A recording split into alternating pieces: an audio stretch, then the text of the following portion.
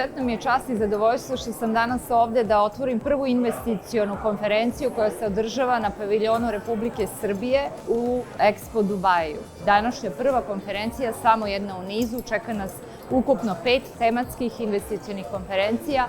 Danas ćemo pre svega govoriti o tome zašto da se ulaže u Srbiju, koji su to benefiti, šta se Republika Srbija pruža i kao zemlja lider u regionu kada govorimo o direktnim stranim ulaganjima, verujemo da posebno u sektoru turizma, IT industrije, ali takođe u sektoru nekretnina, u drugim oblastima imamo puno toga da ponudimo i upravo će danas o tome ovde biti reči.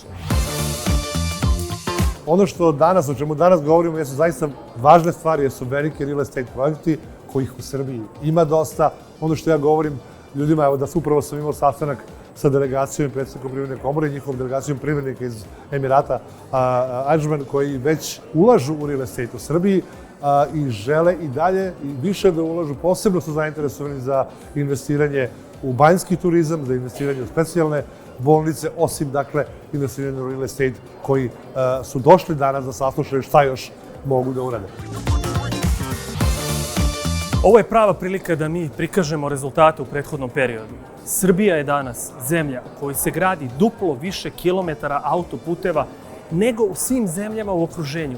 Samo autoputeva, a da ne pričamo o brzim železnicama, o rekonstrukciji pruga, o rekonstrukciji luka. Mi danas i u prethodnih 5 godina smo udvostručili obim naše gradnje. Beograd na vodi je najveća investicija, strana investicija u Srbiju koja je definitivno pokrenula čitavu građevinsku industriju i sve prateće industrije. Upravo je to razlog što je Republika Srbija odabrala Beograd na vodi da predstavi ovaj projekat kao primer dobre prakse saradnje države, javnih institucija i strateški važnog partnera.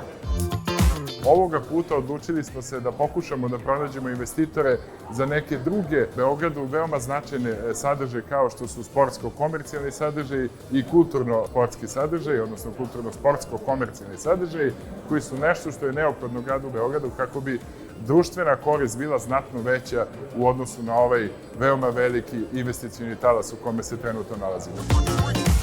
Veoma smo zadovoljni odzivom kompanija i potencijalnih investitora na današnjoj investicionoj konferenciji i nadamo se brzoj i konkretnoj realizaciji današnjih poslovnih susreta.